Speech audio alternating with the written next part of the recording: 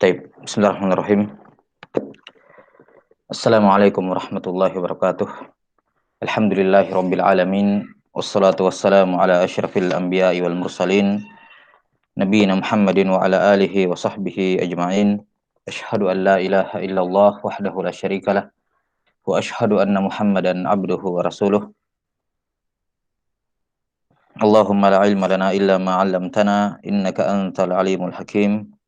Allahumma faqihna fi dinik wa 'allimna ma yanfa'una warzuqna al-ikhlasa fil qawli wal 'amal وزدنا علما يا أرحم الراحمين. نعم، نواصل في قراءة نزهة النظر في توضيح نخبة الفكر للحافظ أبي الفضل أحمد بن علي بن حجر العسقلاني رحمه الله تعالى، المتوفى سنة 852 من الهجرة النبوية. Taib. Pada penjelasan atau materi terakhir kita sudah masuk dalam pembahasan ziyadatus thiqah dan sudah diterangkan atau disebutkan secara umum mazhab, ya, mazhab di kalangan para al-muhadditsin, ya, dari al-usulin, para ulama secara umum, baik dari kalangan muhadditsin maupun dari kalangan al-usulin wal fuqaha dalam masalah ziyadah as-thiqah, di mana secara umum bahwa ziyadah as-thiqah, ya, ada tiga pendapat secara umum di kalangan para ulama, tiga pendapat besar. Yang pertama adalah pendapat jumhur ulama yang mengatakan bahwasanya ziyadatus thiqah itu makbulah. Ziyadatus thiqah itu makbulah. Mengapa? Mengapa ziyadatus thiqah makbulah? Karena ketika seorang rawi sendirian menambahkan suatu lafaz yang tidak ditambahkan oleh perawi lain, itu sama seperti dia meriwayatkan hadis tersendiri yang tidak diriwayatkan oleh oleh perawi lain. Jadi dihukumi sama, dikiaskan ke tafarrud as-thiqah. Dikiaskan ke tafarrud as-thiqah, dan tafarrud as-thiqah makbulah atau makbul, diterima. Nah, kemudian dikatakan juga dalil-dalil yang kedua bahwasanya ketika seorang rawi thiqah menambah dan rawi yang lain tidak menambah, maka di sini alladzi ya'lam hujjah ala ma lam ya'lam, ala man lam ya'lam, bahwa yang mengetahui sesuatu tambahan ilmu itu hujjah bagi mereka yang tidak mengetahui. Maka ketika seorang perawi menambahkan suatu lafaz dan dia sikoh, hafalannya bagus, dia sikoh. Nah, kemudian dia menambahkan suatu tambahan yang tidak ditambah oleh yang lain, maka yang lain itu hanya menunjukkan bahwa mereka tidak tahu. Sementara yang menambah itu apa? Ada ziyadatul ilm, indahu ziyadatul ilm. Ada tambahan ilmu padanya, sehingga apa? Tambahan ilmu itu menjadikan dia diterima. Tambahannya diterima. Ini pendapat yang pertama. Kemudian pendapat yang kedua adalah pendapat yang mengatakan bahwa ziyadatus thiqah itu mardudah mutlaqan. Itu ditolak secara mutlak, ya. Ditolak secara mutlak. Alasannya, dalilnya dikarenakan mereka menggunakan kaidah ihtiyat, bahwasanya hukum asal pada hadis Nabi sallallahu alaihi wasallam adalah al-ihtiyat, adalah kita berjaga-jaga. Yakni harus lebih ketat pada hadis Rasulullah SAW, jangan sampai ada yang bukan dari hadis beliau masuk ke dalam hadis beliau. Maka mereka mengatakan, ya, atau apapun yang kita sebutkan, semisal kaidah di kalangan para ulama al-yaqin la yazulu bisyak ataupun yang semacamnya. Intinya adalah hukum asalnya tambahan itu tidak ada. Hukum asalnya tambahan itu tidak ada, dan hukum asalnya yang meyakinkan adalah yang kurang, yang tidak menambah. Maka baik yang menambah maupun yang tidak menambah sepakat dengan asal hadis. Apa asal hadisnya? Tanpa tambahan. Itu yang perkara yang disepakati, itu perkara yang meyakinkan. Lantas datanglah salah satu sikoh ini kemudian menambah suatu lafaz tambahan. Maka tambahan ini masykuk, ibarat kita ragu-ragu rakaat kedua atau rakaat ketiga, ya, yang meyakinkan rakaat kedua, tambahan rakaat ini adalah masykuk, ya kan, diragukan. Maka mereka mengatakan tambahan ziyaratus thiqah itu mardudah mutlaqan. Ini tertolak secara mutlak dikarenakan al-asal fi riwayah huwa al-adam, bahwa asal dalam riwayat ataupun pada lafaz tambahan itu tidak ada. Ya, itu hukum asalnya, bahwa al-asal berkenaan dengan al-umurul aribah itu al-adam. Asalnya tambahan itu tidak ada. Nah, ini pendapat yang kedua. Kemudian pendapat yang ketiga yang merinci, yang memberikan perincian, ini kita sudah sebutkan Di antara rincian yang disebutkan oleh para ulama atau pendapat yang ketiga ini yang mengatakan bahwa tidak diterima secara mutlak, enggak juga ditolak secara mutlak tapi dirinci. Di sini ada beberapa pendapat di bawahnya yang berbeda dari sudut pandang cara mereka merinci. Nah, salah satu rincian yang disebutkan di sini oleh Al-Hafidz Ibnu Hajar rahimahullahu taala. Sebenarnya banyak ya. Ada yang mengatakan bahwa diterima kalau beda majelis. Kalau satu majelis ditolak. Misalnya si perawi ini si fulan ini di satu majelis dia menyampaikan tanpa tambahan. Kemudian di majelis lain dia menyebutkan pakai tambahan. Maka ini diterima. Kenapa? Karena beda majelis. Karena beda majelis. Tapi kalau tambahan tersebut disampaikan di majelis yang sama, yakni setiap kali dia menyebutkan hadis asal, dia selalu menyebutkan tambahan tersebut, maka ini ditolak. Ya. Ini perbedaan. Jelas ya? Kemudian di antara pendapat yang membedakan ya, yang merinci apa yang disebutkan di sini oleh Al-Hafidz Ibnu Hajar rahimahullahu taala dengan mengatakan bahwasanya kalau tambahan tersebut yunafi atau la yunafi ya, tidak munafat dengan yang tidak menambah, yang menambah ini tidak lafaz tambahan ini tidak munafi dengan uh, lafaz asal hadisnya, maka ini diterima. Ini makbulah. Ya, tapi kalau dia munafi maka ditarjih. Kalau dia munafi maka dia ditarjih.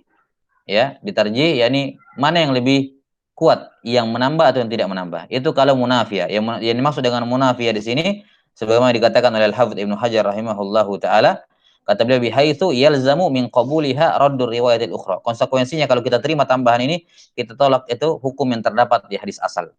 Hadis asal di sini adalah hadis yang tanpa tambahan. Jelas ya? Ini yang dimaksud dengan munafiyah. Jadi kalau dia ghairu munafiyah, maka tidak perlu diterjih, langsung diterima saja, dijamak, dikompromikan. Karena tidak munafiyah. Tapi kalau apa namanya? Munafiyah, maka apa? Kalau munafiyah, maka mereka mentarjih. Maka mereka apa? Mentarjih. Kalau lebih roji yang menambah, maka tambahannya diterima. Tapi kalau tidak yang tidak menambah lebih roji, maka tambahan tersebut ditolak. Dan ini salah satu pendapat yang dipilih oleh Al-Hafidz Ibnu Hajar rahimahullahu taala. Kemudian juga kita sebutkan, afwan ini murojaah sedikit, review sedikit karena lama liburnya. Nah, uh, kemudian sebagian atau pendapat yang kedua, dan ini pendapat yang dinisbatkan atau pendapat dari A'immah al-Hadis al-Mutaqaddimin, ya, seperti Abdurrahman bin Mahdi, Yahya bin Ma'in, Imam al-Bukhari, Ali bin al-Madini dan selainnya, ya, Imam Tirmidzi, Ad-Darqutni. Mereka memandang bahwa ketika ada yang menambah dan ada yang tidak menambah, maka ini adalah ikhtilaf riwayah. Ini adalah illat. Ini adalah cacat dalam periwayatan. Ya, maka untuk menghukumi illat ini apakah qadhiha atau tidak, ya mereka langsung mentarjih. Mereka mencari qarain. Ya, mereka menghukuminya secara apa dengan qarina, dengan faktor eksternal ataupun dengan memeriksa apa? Dengan memeriksa mentarjih di baina riwayat. Ya, mentarjih baina riwayat dan tarjihat antara riwayat ini banyak bentuknya. Ya, banyak bentuknya. Taib. Jadi ketika terdapat tambahan, maka para ulama al-mutaqaddimin ini, ahlun nuqat ini, an-nuqat ini mereka langsung mentarjih tanpa melihat apakah tambahan tersebut munafa atau ghairu munafa. Tanpa melihat apakah itu munafa atau tidak munafa, langsung mereka tarjih. Jelas ya? Dan pendapat dari a'immah ini, a'immah an-nuqat ya, dari kalangan para ulama ahli ilal, ini adalah pendapat yang dipilih oleh Al-Hafidz Ibnu Hajar rahimahullah, yang dirajihkan oleh Al-Hafidz Ibnu Hajar rahimahullah dalam karya tulis beliau yang lain, yang berbeda dengan apa yang beliau kuatkan di sini di Nuzhatin Nadhar. Dan apa yang beliau kuatkan di karya tulis beliau yang lain ini yang lebih rajih, dan inilah mazhabnya apa namanya al-ulama al-mutaqaddimin dari kalangan ahlun nuqat wa yakni pakar ilal hadis. Nah, yang menunjukkan amalan mereka atau yang menunjukkan hal ini adalah amalan mereka dalam kita bisa melihat kutubul ilal, ya, kita bisa mengecek ilal Ibnu Abi Hatim, kemudian ilal Ad-Darqutni, kemudian ilal At-Tirmidzi. Nah, ya, kita akan melihat amal mereka dalam mentaklil ataupun dalam menghukumi illat pada suatu hadis adalah berdasarkan adanya ikhtilaf. Berdasarkan adanya ikhtilaf. Sekedar adanya ikhtilaf, maka mereka memandang itu sebagai illat dan mereka mentarjih. Mereka apa? Mentarjih. Tanpa memperhatikan apakah tambahan tersebut munafi atau tidak. Jelas ya?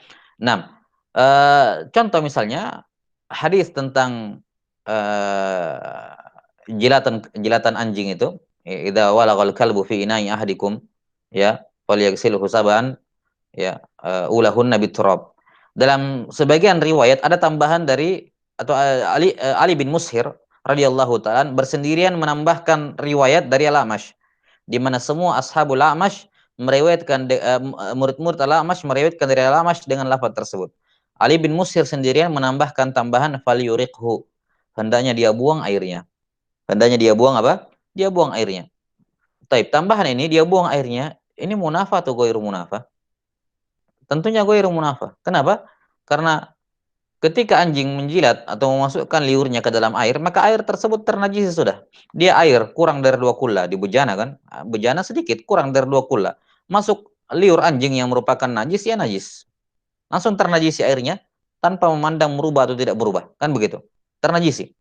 Nah, kalau airnya sudah jadi najis, otomatis bagian dalam bejana juga ternajisi dikarenakan ya kena air najis, terkena air yang mutanajis.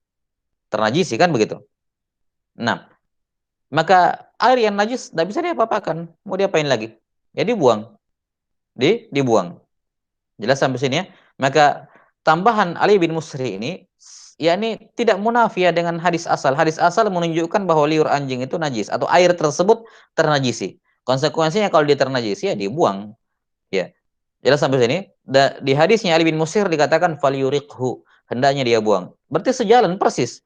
Bahkan bisa dikatakan bahwa hadisnya atau tambahan lafadznya Ali bin Musir, tambahan lafadznya Ali bin Musir ini adalah kelaziman dari hadis. Kelaziman dari hadis asal. Konsekuensinya dibuang. Tapi bersamaan dengan itu mereka menolak. Para ulama apa? Mentarjih, ya, langsung mentarjih riwayatnya dan mereka mengatakan tambahan dari Ali bin Musri ini hukumnya syadz. Hukumnya apa? Syadz. Ditolak. Dikarenakan menyelisih ashabul A'mash. Jelas sampai sini? Padahal ini jelas-jelas tidak ada munafat. Kenapa? Karena eh, perhatikan maudhu, ya. Maudhu, tema dari ilmu hadis. Tema dari ilmu hadis adalah untuk at-tamiz atau ya maudhu'nya yakni ada pembahasan mengenai ahaditsun Nabi sallallahu alaihi wasallam min haitsul qabul warad, kan begitu. Tema yang dibahas dalam ilmu mustalahul hadis adalah as-sanad wal matan. Sanad dan matan dari hadis Nabawi min haitsul qabul warad, dari sudut pandang dia ini qabul yakni syah dinisbatkan kepada Nabi sallallahu alaihi wasallam atau tidak. Ya, samarahnya buah dari mempelajari mustalah hadis adalah untuk mengetahui membedakan mana yang syah dinisbatkan kepada Nabi sallallahu alaihi wasallam atau tidak. Maka ini yang dipandang oleh para ulama an-nuqat ini. Mereka memandang tambahan ini tidak perlu tambahan ini sejalan maknanya atau tidak, bertentangan atau tidak. Yang kita permasalahkan adalah boleh tidak menisbatkan tambahan ini kepada Rasulullah sallallahu alaihi wasallam. Itu masalahnya. Jelas sampai sini ya? Ya. Berbeda dengan pendapat yang disebutkan oleh Al-Hafidz Ibnu Hajar di sini, seakan-akan ini pendapat cara menyikapi tambahan ini seperti cara menyikapi ikhtilaf dalam masalah fikih. Ya. Menyikapi ikhtilaf dalam masalah fikih. Ya, ketika terjadi hadis yang mukhtalaf, ya, nanti akan disebutkan juga pembahasan mengenai mukhtalaful hadis, seakan-akan diperlakukan seperti mukhtalaful hadis. Ya, mukhtaliful hadis, di mana ketika ada dua hadis yang bertentangan, mereka tarjih dulu, dirojihkan. Kalau nggak bisa dirojihkan, baru mereka baru mereka kalau ketahui tarikh maka nasikh wal mansukh, kalau tidak maka ditarjih, kan begitu. Ya, baru ditarjih. Jadi di sini apa yang disebutkan oleh Al-Hafidz Ibnu Hajar rahimahullah memperlakukan ziyaratus thiqah sama seperti mukhtaliful hadis, yakni dijamak dulu, apakah munafi atau tidak munafi. Padahal langkah yang ditempuh tersebut, yakni tariqatul jamak dulu, dikompromikan dulu, dilihat dulu munafi atau tidak munafi, ini hanya bisa ditempuh kalau dua-duanya sahih dari Nabi sallallahu alaihi wasallam. Adapun asal ziyaratus thiqah ini belum bisa ditentukan. Dia sahih atau tidak dari Nabi sallallahu alaihi wasallam, itulah yang mau dicari tahu. Maka menempuh atau membedakan tambahan ini munafi atau ghair munafi, ini pendapat yang kurang tepat. Ini pendapat yang kurang tepat. Jelas ya? Nah, dan ada beberapa contoh yang lain dalam masalah ini, dalam amalan para ulama, dalam masalah ziyaratus thiqah, ketika terjadi ikhtilaf, satu menambah, satu tidak menambah, maka mereka tidak memandang kepada makna tambahan tersebut, apakah munafi atau tidak, melainkan langsung mereka tarjih. Taib. Ini ya, tambahan penjelasan dari apa yang telah berlalu. Kemudian, Qala Al-Hafidz Ibnu Hajar rahimahullahu taala. Washtuhira an jam'in minal ulama'il qawlu biqabuli ziyadati mutlaqan min ghairi tafsil. Wala yata'atta dzalika ala tariqil muhadditsin alladziina yashtarithuna fi shahihi alla yakuna syadzan. Tsumma yufassiruna syudzudza bi mukhalafati thiqah man huwa awsaqu minhu. Kata beliau masyhur dari sejumlah ulama, ya, bahkan ini merupakan pendapat jumhur, dinisbatkan kepada jumhur ulama, masyhur dari sejumlah ulama, pendapat al-qaul biqabuli ziyarat as-siqah. Pendapat yang mengatakan apa? Diterimanya ziyadah as-siqah mutlaqan, secara mutlak. Ini pendapat yang pertama yang kita sebutkan tadi. Min ghairi tafsir, tanpa ada perincian. Kata beliau, wala yata'atta dzalika ala tariqil muhadditsin. Dan pendapat ini tidak sejalan dengan apa namanya? Metodenya muhadditsin, alladzina, yang mana mereka ini mempersyaratkan pada hadis sahih tidak boleh syadz. Mempersyaratkan pada hadis sahih tidak boleh apa? Tidak boleh syadz. Kemudian mereka mempersyaratkan atau menafsirkan syadz itu adalah mukhalafatus thiqah man huwa awsaqu minhu. Seorang rawi thiqah menyelisihi rawi yang lebih thiqah dibandingkan dirinya. Nah ini irad yang disampaikan di sini ataupun kritikan yang disampaikan di sini oleh Al-Hafidz Ibnu Hajar kepada pendapat yang pertama yang menerima atau mengatakan bahwa ziyaratus thiqah ini maqbulah mutlaqan, diterima secara mutlak. Yani bagaimana bisa kalian menerima secara mutlak? Bagaimana bisa diterima secara mutlak sementara dalam persyaratan hadis sahih ada apa? Ada syadz. Ada hadis syadz. Nah, apa itu syadz? Syadz itu adalah ketika seorang rawi thiqah menyelisihi rawi yang lebih thiqah dibandingkan dirinya. Seorang rawi thiqah menyelisihi apa? Rawi yang lebih thiqah dibandingkan dirinya. Jelas sampai sini ya. Kemudian ya kalian mengatakan apa? Ziyaratus thiqah diterima secara mutlak. Ziyaratus thiqah diterima secara mutlak. Bagaimana caranya? Kalau begitu, kalau setiap kali ada rawi thiqah menambah itu kan berarti menyelisihi. Setiap kali ada rawi thiqah menambah diterima. Setiap kali rawi thiqah menambah diterima. Kalau begitu tidak ada yang namanya syadz. Karena syadz itu apa? Seorang rawi thiqah menyelisihi rawi yang lebih rajih dibandingkan dirinya. Ya, menyelisihi rawi yang lebih rajih dibandingkan dirinya. Kalau begitu tidak ada syadz. Jelas sampai sini? Baik, ini kritikan yang disampaikan oleh Al-Hafidz Ibnu Hajar rahimahullahu taala ya kepada ashab al-qaulil awal. Nah, apa yang disampaikan atau kritikan yang disampaikan oleh Al-Hafidz Ibnu Hajar rahimahullah atau kelaziman ya, konsekuensi, kelaziman yang disampaikan. Jadi beliau mengilzam pendapat yang pertama, yakni kalau kalian menerima semua ziyaratus thiqah secara mutlak, ya. Kalian menerima ziyaratus thiqah secara mutlak, berarti tidak ada hadits syadz. Nah, ini ilzam yang disebutkan oleh Al-Hafidz Ibnu Hajar kepada pendapat yang pertama ini ghairu lazim. Ini ghairu lazim. Ya, saya butuh diperhatikan ya. Jadi jumhur ulama mengatakan atau para ulama pendapat yang pertama ini mengatakan bahwa setiap ziyaratus thiqah makbulah. Setiap ziyaratus thiqah makbulah. Setiap kali ada rawi thiqah menambah diterima. Ya. Tentunya di sini yang dimaksud diterima ziyadatus thiqah, ya. Kan tidak mesti yang menambah ini selalu lebih sedikit dibandingkan yang lebih banyak. Mereka di sini berbicara mengenai pokoknya yang menambah. Mau yang menambah itu lebih banyak atau lebih sedikit. Ya, baik yang menambah itu lebih banyak maupun lebih sedikit, mereka menerima. Sementara syadz itu identik selalu yang menambah tidak lebih banyak dibandingkan selalu kalah dibandingkan yang tidak menambah. Ya. Selalu kalah dibandingkan yang tidak menambah. Sehingga kata Al-Hafidz Ibnu Hajar, kalau kita menerima semua bentuk ziyaratus thiqah, maka berarti konsekuensinya kita menolak menolak syadz. Dan apa yang disebutkan di sini Al-Hafidz Ibnu Hajar tidak lazim. Mengapa? Akan kita terangkan nanti di mana Al-Hafidz Ibnu Hajar rahimahullahu taala membangun ilzam ini di atas pendapat beliau yang membedakan antara syadz dengan mungkar. Mungkar. Jelas sampai sini ya? Di mana syadz itu penyelisihan rawi thiqah kepada rawi yang makbul. Penyelisihan rawi makbul kepada rawi yang lebih utama dibandingkan dirinya. Sementara mungkar itu penyelisihan rawi doif kepada rawi yang lebih kuat dibandingkan dirinya. Nah, jadi beliau membatasi syadz itu hanya pada mukhalafatus thiqah. Beliau membatasi syadz itu pada pada mukhalafatus thiqah. Ya. Dan ini pendapat beliau yang membedakan antara syadz dengan thiqah ini adalah ra'yuhu. Ini murni pendapat pribadi beliau, bukan merupakan pendapat ulama muhaddisin. Bukan merupakan pendapat ulama mutaqaddimin yang membedakan antara syadz dengan apa? Dengan al-munkar. Di mata mereka syadz itu adalah munkar, al-munkar ditlaqkan untuk syadz, yakni semua bentuk mukhalafah di mana dia kalah di situ. Ya, dia kalah kuat di situ. Mau rawinya rawi thiqah maupun rawinya rawi apa? Rawinya rawi dhaif. Rawinya rawi dhaif. Jelas sampai sini ya? Ya. Nah, dan ini sebenarnya butuh penjabaran lebih jauh lagi. Jadi intinya di sini saya tidak ingin memperluas terlalu jauh permasalahan ini.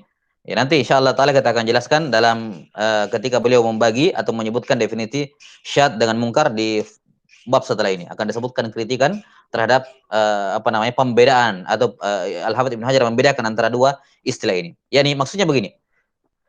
Para ulama yang mengatakan diterima ziyaratus thiqah secara mutlak, tetap semua ziyaratus kapan ada thiqah diterima, kapan ada ziyaratus thiqah diterima. Taib, diterima. Jelas sampai sini. Tapi apakah itu berarti berarti mereka menolak adanya syadz? Jawabannya tidak sama sekali. Kenapa? Karena syadz menurut mereka adalah apa? Adalah seorang perawi masuk dalam kategori syadz adalah seorang perawi dhaif menyelisih rawi yang lebih kuat dibandingkan dia. Itu syadz menurut mereka. Jelas sampai sini? Itu syadz menurut mereka, bukan mungkar. Itu taib, itu mungkar, itu juga syadz menurut mereka. Maka ketika mereka menerima semua tambahan secara mutlak, yang ditambahan thiqah maksud saya, ziyaratus thiqah diterima tambahan secara mutlak, apakah melazimkan mereka menolak ada yang namanya hadis syadz? Jawabannya tidak. Mereka mengisbat, itu jelas. Ya, mereka sepakat menetapkan tidak boleh ada syadz pada hadis sahih. Apa bentuk syadz? Yaitu mukhalafah apa?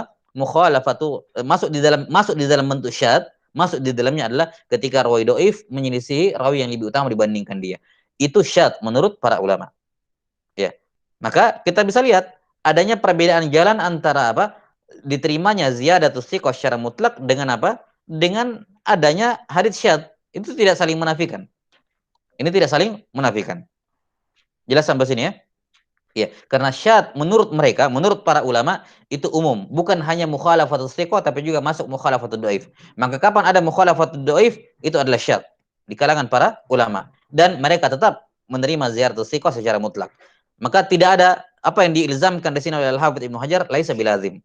Laisa bilazim. Mereka tidak ketika diilzamkan kalau kamu menerima ziyaratus thiqah secara mutlak berarti keharusannya semua hadits syadz kalian terima. Taib. Kata para ulama, enggak mesti setiap syadz saya harus terima. Itu kan apa yang kamu ilzamkan kepada kami menurut pendapat kamu sendiri yang mengatakan syadz itu ziyaratus thiqah. Afwan, mukhalafatus thiqah. Menurut kami syadz itu umum, bukan hanya ziyaratus thiqah, bukan hanya mukhalafatus thiqah, tapi juga masuk di dalamnya mukhalafatul dhaif. Tidak hanya mukhalafatus thiqah, tapi juga masuk di dalamnya mukhalafatul dhaif. Maka kami mengatakan ziyaratus thiqah makbulah mutlaqan dan kami juga mengatakan hadis syadz itu apa? Hadis syadz itu ada dan syarat hadis sahih tidak boleh syadz. Kan begitu. Jelas ya? Karena itulah nanti akan mungkin dibahas di kitab-kitab yang lebih besar lagi istilah di kalangan para ulama ketika mereka mengatakan ini hadits syadz tapi sahih. Ini hadits apa? Hadits syadz tapi sahih. Jadi sahih tapi syadz. Iya, sahih tapi syadz atau syadz tapi sahih. Ada istilah begini di kalangan istilah seperti ini di kalangan para ulama yang insya Allah akan dibahas di kitab yang lebih besar dibandingkan ini. Ya ala kulli hal ilzam yang disebutkan oleh Al-Hafidz kepada para ulama yang menerima ziyaratus thiqah secara mutlak ini laisa bilazim, tidak masuk kritikan beliau. Jelas ya? Dan itu dibangun di atas pendapat beliau pribadi yang membedakan antara syadz dengan mungkar sehingga beliau pun menggunakan istilah itu untuk menyanggah pendapat. Kalau istilahnya kita apa ya? Strawman ya. yakni membuatkan untuk lawan itu suatu dalil menurut kita, ini dalilnya mereka, kemudian kita serang dalil tersebut. Nah, ini pendapat yang kurang tepat ya. Apa yang dilakukan di sini oleh Hafidz Ibnu Hajar rahimahullah berupa mengkritik pendapat jumhur, ini kurang tepat. Walaupun sekali lagi di sini kita hanya ingin membela pendapat ini dari sudut kritikannya Ibnu Hajar rahimahullah. Bukan berarti pendapat itu yang benar. Kita sudah sebutkan bahwa yang aula untuk diamalkan Ya, yang awal diamalkan adalah pendapatnya ulama ahli nuqat dari kalangan para ulama ahli idal yang kita sudah sebutkan tadi, yaitu kapan ada tambahan langsung mentarjih. Ya, langsung mentarjih. Tidak perlu dilihat munafi atau tidak munafi, tidak perlu. Langsung ditarjih. Itu yang rajih dalam masalah ini. Ya. Namun kita membela pendapat satu itu karena kritikannya nggak masuk. Kritikan dari Al-Hafidz Ibnu Hajar itu tidak masuk. Jelas sampai sini ya? Taib. Kemudian kita juga sudah sebutkan kemarin nasihat dari Syekh Abdul Karim Al-Khudair hafizahullahu taala yang mengatakan bahwa selayaknya bagi mubtadiin itu untuk memilih satu mazhab tertentu atau satu mazhab dulu dalam proses menuntut ilmunya dalam masalah ini. Ya. yakni sampai terbentuk malakahnya. Karena pendapat ahlun nuqat yang kita sebutkan tadi yang roji itu berat dilakukan atau hampir tidak mungkin dilakukan oleh para penuntut ilmu pemula. Dia harus menumbuhkan apa? Malakah dalam diri mereka terlebih dahulu. Ya. Dan untuk menumbuhkan malakah ini dibutuhkan mumarasah, dibutuhkan latihan yang banyak. Sementara kita harus punya pegangan yang kuat. Ya, kita harus punya satu pegangan dulu. Karena itulah beliau menganjurkan misalnya mengikuti pendapat jumhur yang mengatakan bahwa ziyaratus siqah makbulah secara mutlak. Taib, la ba'sabi. Nah, sekarang kita lanjutkan kalam dari Al-Hafidz Ibnu Hajar rahimahullah. Wal ajabu mimman aghfala dzalika minhum ma'atirafihi bi ishtirati intifa'i syudzud fi haddis sahihi fi haddil haditsis sahihi wa kadzal hasan. Maka menjadi aneh ya, suatu keanehan dari para ulama tadi yang mengatakan menerima ziyaratus siqah secara mutlak, tapi mereka lalai dalam persyaratan hadis mereka lalai dari masalah ini, yakni masalah adanya mukhalafah, adanya ikhtilaf dalam riwayat. Mereka melalaikan ini, mereka menyingkirkan ikhtilaf itu dan mengatakan pokoknya semua ziyaratus siqah kita langsung terima. Jelas ya? Aghfala dzalik. Mereka ini kok bisa mereka melalaikan ikhtilaf ini padahal padahal mereka sendiri mengakui persyaratan tidak bolehnya ada syad pada definisi hadis sahih dan hadis hasan. Taib. Jawabannya sudah kita terangkan bahwa syad menurut mereka lebih umum dibandingkan mukhalafatu thiqah. Ya, mukhalafatu as-thiqah. Nah, maka mereka tetap mengisbat adanya mereka tetap mempersyaratkan intifa asyudzud ya. Namun tafsiran syad menurut para ulama itu lebih umum dibandingkan istilahnya Al-Hafidz Ibnu Hajar rahimahullah yang mempersempit tafsir syad itu hanya pada mukhalafatu as-siqat. Taib. Kata beliau rahimahullah, wal manqulu an a'immatil haditsil mutaqaddimin ka Abdurrahman bin Mahdi wa Yahya al-Qattan wa Ahmad bin Hanbal wa Yahya bin Ma'in wa Ali bin al-Madini wal Bukhari wa Abi Zur'ah wa Abi Hatim wa Nasa'i wa Daraqutni wa ghairihim. Ini para a'immal jahabizah ya. Nah, yang dinukil dari mereka para ulama a'immatil hadis al-mutaqaddimin adalah i'tibaru tarjihi fi ma yata'allaqu bi ziyadati wa ghairiha wa la yu'rafu an ahadin minhum itlaqu qabuli ziyadah. Kata beliau yang dikenal dari para ulama ini adalah menjadikan tarjih sebagai i'tibar, yakni langsung mentarjih. Ya, ketika mendapati tambahan ini ya ta'allaqu bi ziyadah wa ghairiha atau ikhtilaf yang lain, apapun jenis ikhtilafnya maka yang mu'tabar yang diamalkan di kalangan para ulama a'immatil mutaqaddimin adalah tarjih. Apapun jenis ikhtilafnya, mau ziyadah wa ghairiha atau selainnya. Dan tidak diketahui dari seorang pun di antara mereka mengitlakkan atau pendapat yang mengatakan diterima ziyaratus thiqah secara mutlak. Jelas ya? Ini dalil yang dibawakan oleh Al-Hafidz Ibnu Hajar untuk menyanggah pendapat yang pertama, yakni tidak ditemukan dari kalangan a'immatul hadis yang disebutkan di sini mereka mengitlakkan berpendapat bahwa diterima hadis ziyaratul thiqah secara mutlak. Nah, jelas sampai sini? Kita katakan dan juga tidak diketahui dari mereka pendapat yang membedakan antara munafiah dengan tidak munafiah. Ya. Maka apa yang digunakan di sini atau disebutkan di sini oleh Al-Hafidz Ibnu Hajar juga menjadi sanggahan atas pendapat yang beliau pilih, yang mengatakan bahwa lihat dulu munafiah atau tidak munafiah. Kalau munafiah tidak perlu diterjih. Kalau tidak munafiah tidak perlu diterjih. Kalau munafiah baru diterjih. Kita katakan tafsir seperti ini juga tidak diketahui ada dari para ulama yang disebutkan di sini nama-namanya oleh Al-Hafidz Ibnu Hajar rahimahullah. Jelas ya? Maka amalan para imam yang disebutkan di sini tidak hanya menyanggah pendapat yang pertama yang menerima secara mutlak, juga tidak hanya menyanggah pendapat yang kedua yang menolak secara mutlak, tapi juga menyanggah pendapat yang dipilih oleh Ibnu Hajar dalam nuzhah ini, yaitu yang membedakan antara munafa dengan tidak munafiah. Jelas ya? Kata beliau, wajibu min dzalik itlaqu katsirin minasy syafi'iyyah al-qawla biqabul ziyadat as-siqah.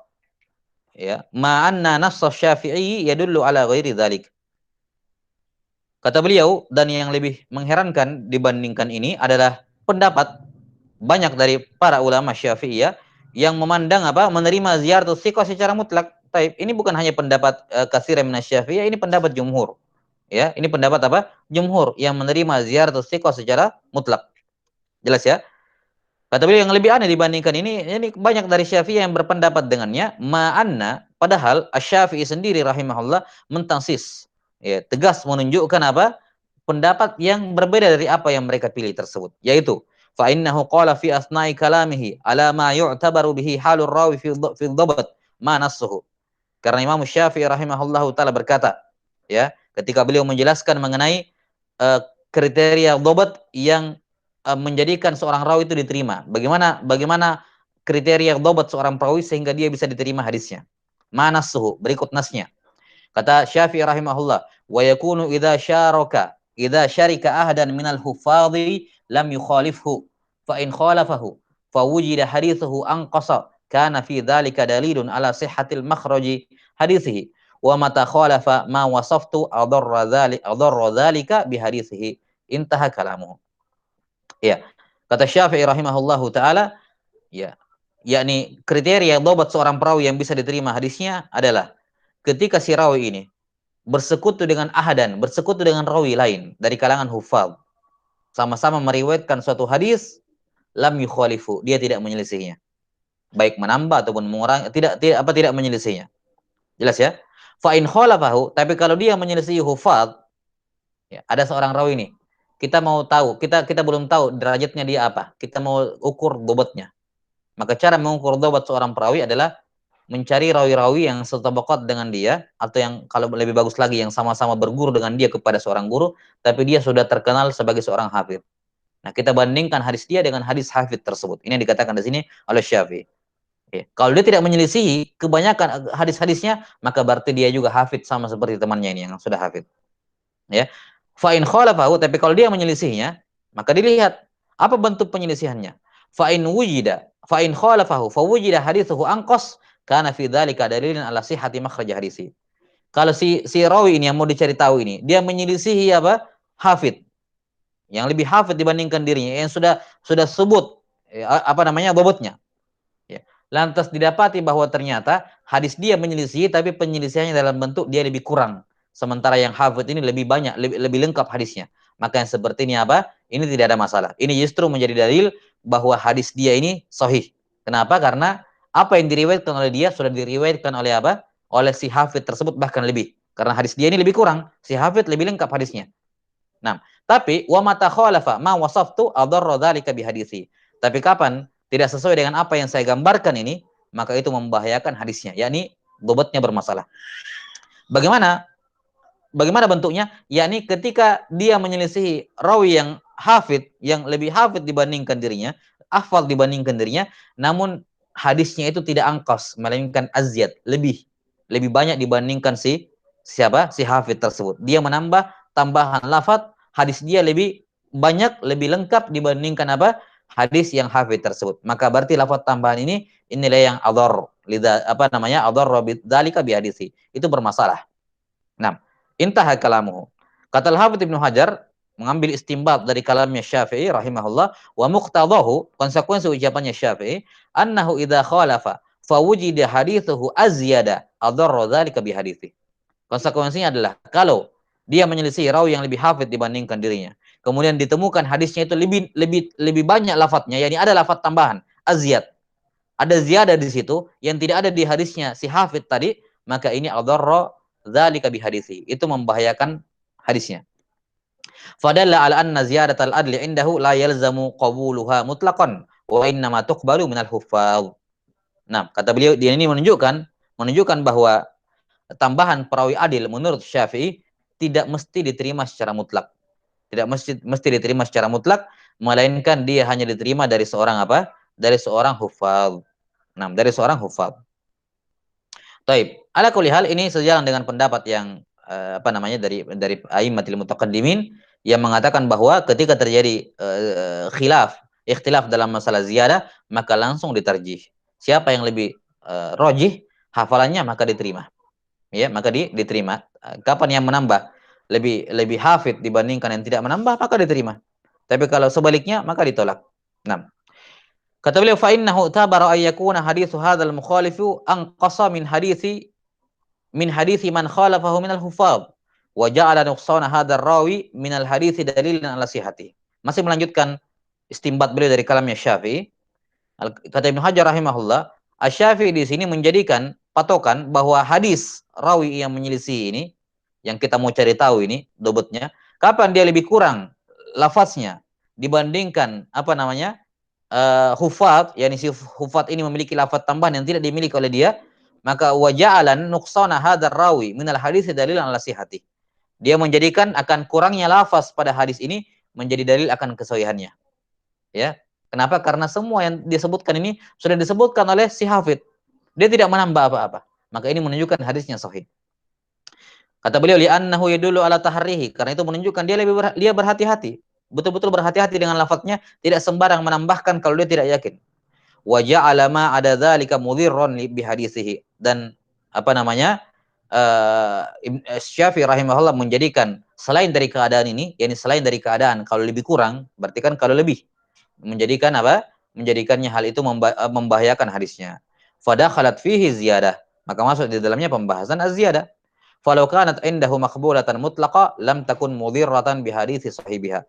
Seandainya menurut Syafi'i ziyaratus thiqah maqbulah mutlaqan, tentunya beliau tidak akan mengatakan bahwa itu membahayakan hadis orang yang menambah. Nah, wallahu taala alam bisawab. Taib. Ini selesai pembahasan berkenaan dengan ziyadatus thiqah. Taib, naktabi bihadzal qadar wal ilmu indallah. Nas'alullah ta'ala yu'allimana mimma yanfa'una wa yanfa'ana bima 'allamana innahu waliyyu dzalika wal qadiru 'alaih. Subhanakallahumma wa bihamdik asyhadu an la ilaha illa anta astaghfiruka wa atubu ilaik. Alhamdulillahi rabbil alamin.